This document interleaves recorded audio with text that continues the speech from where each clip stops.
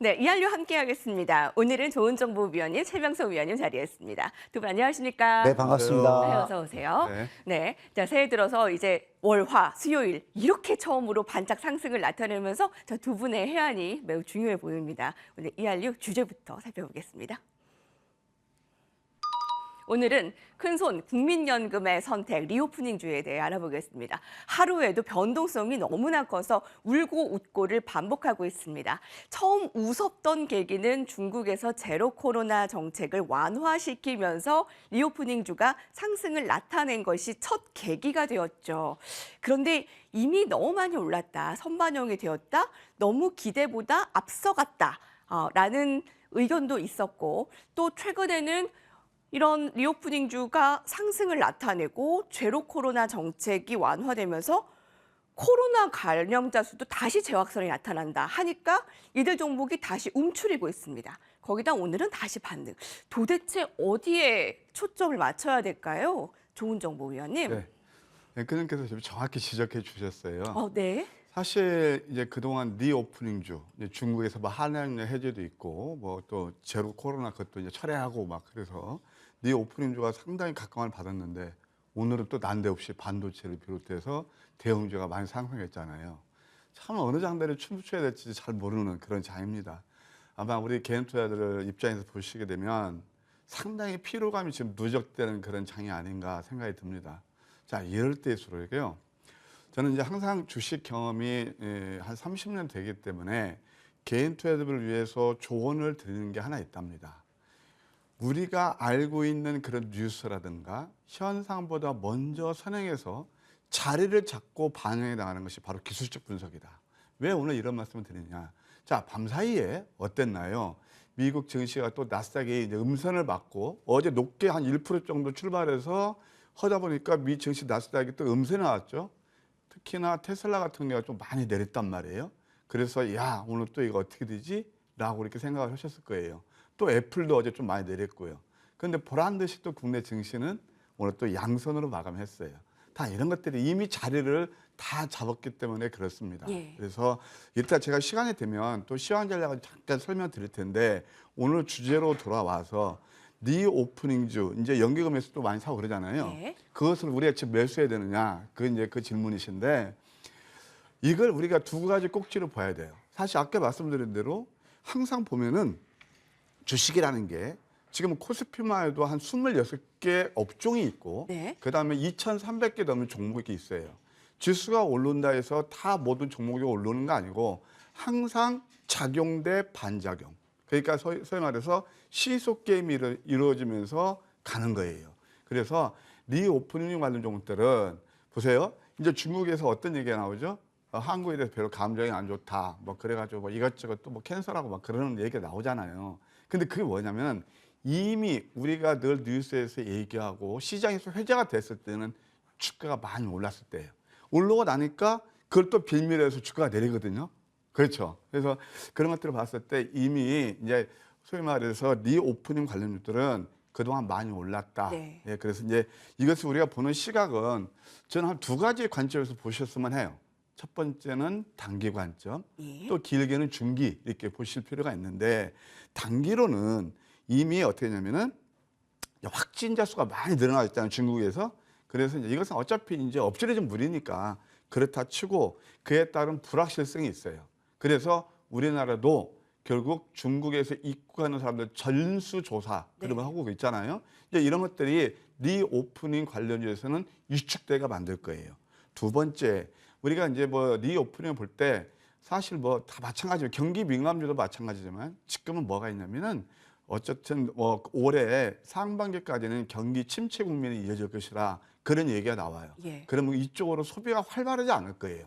그런 좀 리스크가 있고 단기적으로 봤을 때 또 하나는 아까 말씀드린 대로 중국에서 이미 반환 정서가 어느 정도 좀 많이 자리 잡고 있다.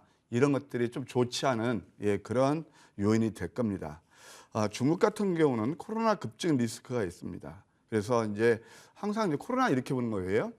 이제 우리가 미국도 그렇고 막 정점을 찍었을 때가 막 그때 확산되거든요. 그 다음에는 뭐냐면 자동 면역 체계가 생기는 거예요. 그래서 저도 이제 코로나 알았으면은 요즘 뭐 코로나 뭐 어떻게 그랬지만 이게 뭐 재감이 많이 안 되잖아요. 그런 것들이 이제 정점 통과하게 되면 리오프닝이 다시 본격화될 것이다. 이제 중국이 마지막 그런 피크라고 저는 보고 있거든요. 그래서 그에 따른 또한 어떤 리오프닝 그런 섹터에 대해서 앞으로 기대감도 존재한다. 이렇게 요약해 드릴 수 있겠습니다. 자, 그러면은 결국은 이제 우리가 어떤 것들이 중기적으로 수혜를 보느냐. 아까 이제 단기적으로는 많이 올랐으니까 그걸 빌미로 이격 조정이에요. 네. 그러면 이제 서서히 이것은 우리가 긴 안목으로서 저점 되면 분할 매수는 여전히 괜찮다 이렇게 말씀드리고 네. 싶은 거예요. 예. 그러면 이제 뭐 잘 아시겠지만 뭐 리오프닝 관련주는 막 여러 섹터가 있잖아요. 그래도 우리가 잘 아는 게 뭐뭐 있을까요? 화장품, 면세, 항공, 여행 뭐 이런 것들이 있죠. 카지노도 있는데 저는 뭐 개인적으로 카지노는 그렇게 큰 수혜라고 보지 않아요. 예. 그래서 이런 쪽이 있는데 먼저 이제 화장품 같은 경우는 우리 국내만 하더라도 실내 마스크가 이제 뭐 그 코로나 감염 수가 감소되면 1월에서 3월 달 좀 예정된다고 그러잖아요. 그렇게 그 해제가 된다고 그러잖아요. 그러면 이제 마기꾼 그런 얘기가 이제 없어질 거예요. 특히 여성분들 뭐 색조 화장품이라든가 좀 아름답게 꾸미기 위해서 좀 많이 화장하실 겁니다. 네, 그래서 화장품도 계속 보셔야 되고요. 그다음에 이제 면세점을 좀 볼 필요가 있는데 이제 중국에서 이제 코로나가 거의 피크를 이루게 되면 그다음부터 이제 서서히 또 여행도 이제 어떤 그 제재도 완화될 거란 말이에요. 그러면 당연히 그에 따라서 면세업이 회복이 되겠죠. 예, 그렇게 보실 수 있겠고 또 뭐 당연히 우리가 여행 같은 거 하려면 항공하고 여행 이걸 보실 필요가 있어요.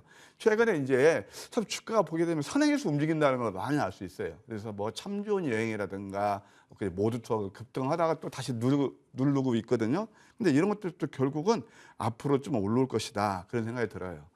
예. 여러분들 혹시 뭐 이게 구청 같은 데서 이게 여권 재발급이라도 5년 네. 기한이니까 보셨나요? 웨이팅이 지금 엄청 많아요. 엄청나요. 예. 그죠? 예. 그래서 오랫동안 기다리니까 어차피 중기적으로 보면 또 이런 쪽에 수혜가 되지 않겠는가 이렇게 말씀드리고 싶네요. 중국에서는 이제 본인들이 코로나라는 걸 확진시켰으면서 본인들은 단 한 명의 코로나 감염자도 용납하지 않겠다라는 제로 코로나를 실시하면서 봉쇄 정책을 굉장히 길게 형성시켰습니다. 이제 백지 시위 등의 이 중국의 시민들이 들고 일어나자 이제 봉쇄 정책을 좀 완화시키지 않았습니까? 그래서 그때부터는 이제 리오프닝주가 막 다시 뜨기 시작했는데 의외로 또 코로나 감염자 수가 이렇게 다시 한번 또 확산이 되면서 그것도 조금 더 두고 봐야 된다라는 식의 리오프닝주의 주춤. 우리는 어느 장단에 맞춰야 되냐? 두 가지 관점. 단기적으로는 많이 올랐다라는 부분 눌릴 수 있다. 중장기적으로는 이 어쩔 수 없이 리오프닝주에 대한 기대감은 형성될 수밖에 없다라는 시각이시네요. 근데 카지노주는 좀 안 보시고요. 오히려 여행이나 화장품, 면세 그쪽으로 항공 그쪽으로 좀 조은정 면세도 위원님은 그렇고요. 보십니다. 면세대 쪽 어떠세요, 최명선 위원님은? 방금 이제 조은정 의원님께서 너무 이제 자세하게 풀어주셔서 제가 뭐 따로 할 말은 없는데요. 저도 지금 그런 시각을 가지고 있습니다. 그래서 현재 이제 코스피가 오늘 외국인 이제 5일 만에 이제 상승을 견인하고 있는데 외국인 매수 확대되면서 이제 오랜만에 종합지수가 좀 올라왔어요. 근데 그 여기에는 이제 리오프닝주가 성장성에 대한 기대감이 유효하는데 뭐 오늘도 화장품주라든가 또 여행주라든가 항공주라든가 그 관련주, 미디어 관련주도 좀 많이 올라오는데 저는 이렇게 생각합니다. 우리 한국 인구가 5천만 밖에 안 되는데 중국 인구는 15억 명이거든요. 근데 어떻게 보면 전 세계에서 가장 억압을 받았던 코로나 때문에 억압과 자유로 구속됐던 그 나라가 중국인들 아닐까요? 근데 중국인이 내가 알기로는 한 15억 명 되는데 우리나라 인구보다 거의 뭐 30배가 많죠. 근데 그 30배 많은 인구들이 어떻게 보면 폭발하겠죠. 왜냐면 3년 동안 그 중국에 갇혀 살았으니까. 그래서 돈은 많은 중국인들이 어디 나가고 싶은데 제가 생각할 때는 이제 여행이라든가 항공이라든가 뭐 면세점이라든가 화장품이라든가 옷 같은 게 아마 폭발적인 수요가 일어날 겁니다. 물론 이제 전 세계에서 14개 국가에서 중국에 대한 조금 이제 코로나 이렇게 검사를 좀 강화하겠다 하겠지만 사람들이 돈 앞에서는 또 어쩔 수 없거든요. 그래서 우리나라도 검사는 하겠지만 그렇게 크게 제약을 두지는 않을 겁니다. 그래서 만약 중국 인구가 그래서 15억 명인데 거기서 1억, 2억 명만 어느 나라에 여행을 간다든가 이렇게 물류가 교류가 된다면 어마어마한 시너지 효과를 가지고 있거든요. 그래서 저는 그동안 이제 리오프닝주가 거의 뭐 고점 대비 반 토막, 세 토막, 5분의 1 토막이 났는데 낙폭과대한 면도 있고 또 중국인의 그동안 갇혔던 폭발된 그런 여행 심리라든가 소비 심리가 살아있기 때문에 또 요즘 보면 이제 중국인도 나이 드신 분 빼놓고 젊은 사람이 뭐 이렇게 코로나로 해서 뭐 죽는다 그런 말은 안 나오거든요. 그래서 어느 정도는 약간은 검사는 하되 그렇게 심한 제약은 두지 않을 것이다. 그래서 리오픈주가 약간은 단기 1차 상승했는데 아직도 갈 길은 좀 남아있다. 이렇게 네. 말씀을 드리겠습니다. 예. 리오프닝주 1차적으로 많이 오른 부분들은 있지만 아직 남아있는 룸은 충분하다는 겁니다. 돈 많은 중국인들이 그동안 억눌려 있던 부분이 시기적인 문제이지 이 폭발하는 것은 사실 시간 문제가 될 수 있겠네요. 자, 오늘 리오프닝주 두 분의 긍정적인 시각 들어볼 수 있었고 그런 핫 키워드는 사실 리오프닝주보다 오늘은 이 업종이 더 궁금합니다. 화면으로 만나보시죠.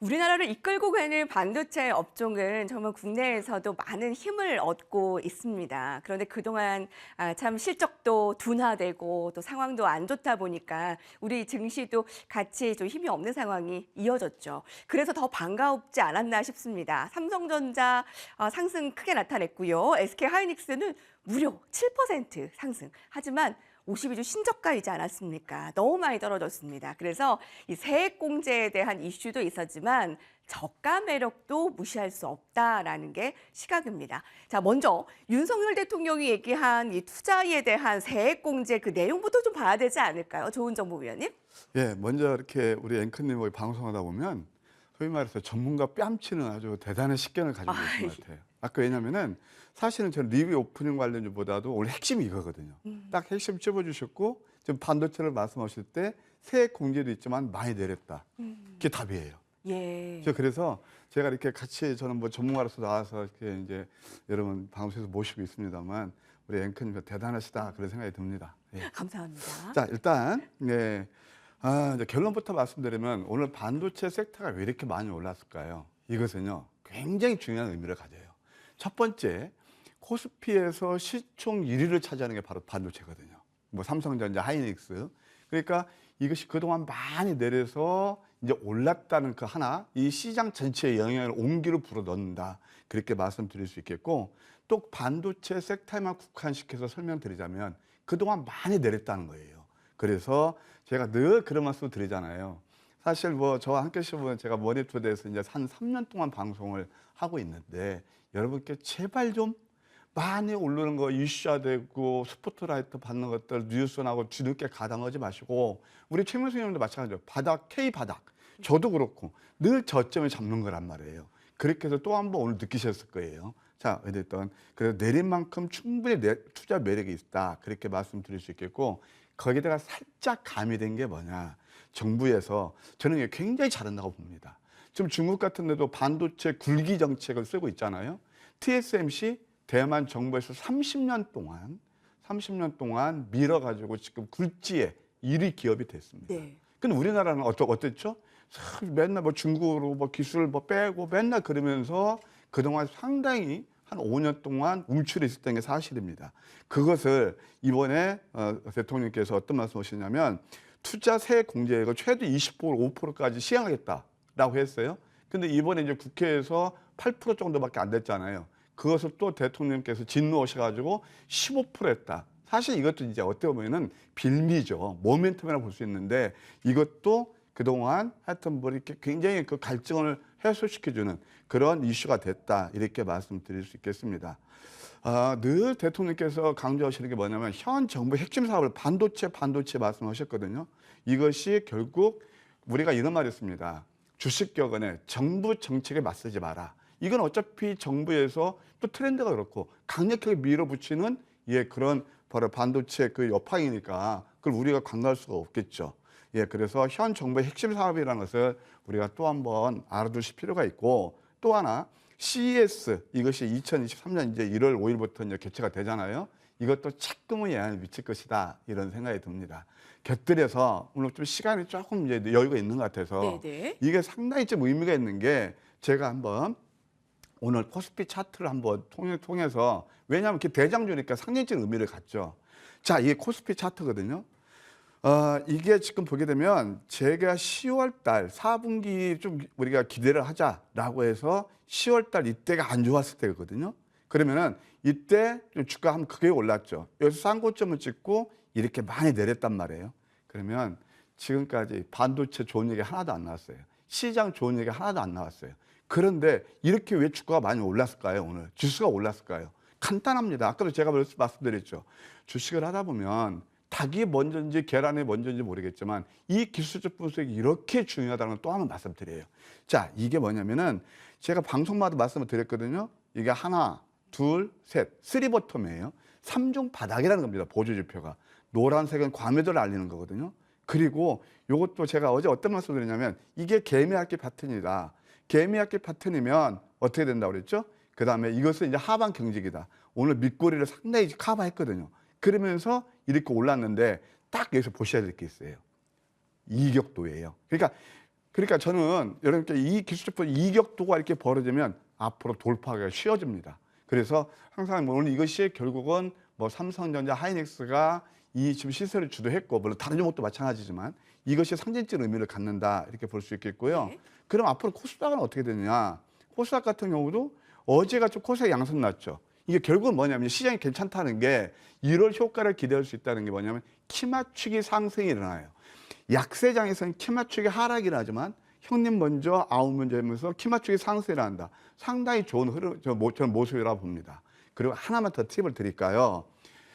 12월 달에 코스피가 하락하면 1월 효과는 분명히 나타나요. 확률적으로 한 80% 이상이 1월 달 상승했습니다. 그럼 어떤 종목들이 이제 상승할 것이냐? 우리가 포커스를 둬야 될 게 코스닥이에요. 이제 오늘 대장주가 예를 들어서 삼성전자나 하이닉스가 먼저 갔잖아요. 그러면 이제 코스닥에서 소위 말해서 소부장 관련 종목들 또는 제4차 산업혁명주, 신기술을 비롯해서 낙폭과다주 그런 쪽으로 우리가 포커스를 한번 둘 필요가 있다. 이렇게 한번 조언을 드릴게요. 예.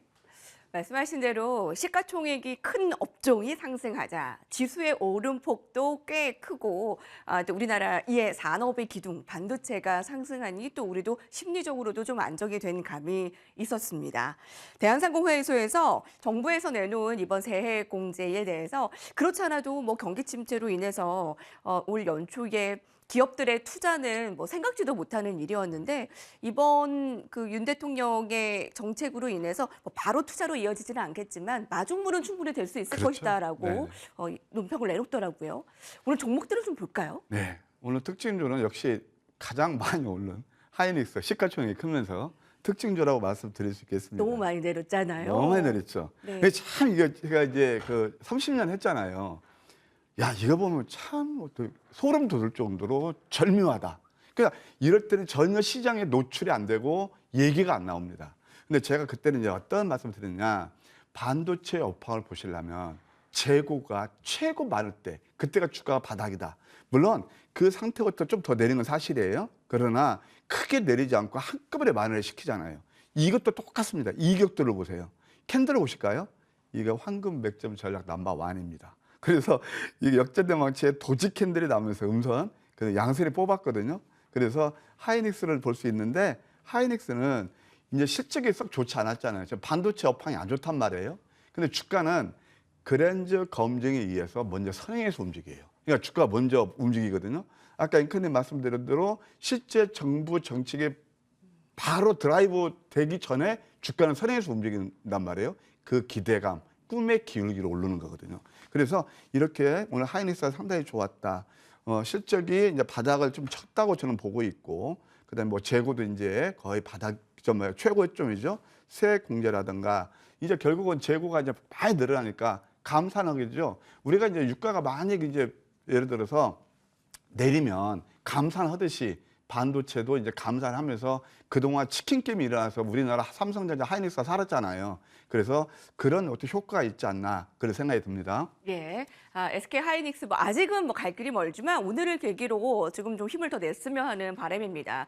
오늘 반도체주는 수급도 강했고 지수의 흐름에 업종도 강했고 또 이슈도 있었고 차트도 워낙 많이 떨어졌고 자 이렇게 그림이 다 나오는 상황이다라고 하는데 좀 더 이어졌으면 하는 아무튼 연속성이 우리에게도 필요한 게 아니겠습니까? 최명석 위원님. 예, 좋은 말씀 해주셨는데요. 제가 오늘 깜짝 놀랐습니다. 장중에 삼성전자를 요즘 너무 힘이 없어서 안 봤는데 갑자기 삼성전자가 5% 가까이 뛰는 거예요. 그래서 깜짝 놀랐는데 사실 뭐 삼성전자가 5%면 웬만한 코스닥 종목 상한가 간 거나 마찬가지거든요. 그래서 깜짝 놀랐는데 아니라 다를까 이제 삼성전자가 가면서 반도체 부품주가 급등을 했습니다. 거의 뭐 제가 5% 10% 이상 급등을 하는데 상당히 좋은 이제 기대감을 갖고 상승하는 모습을 보였고요.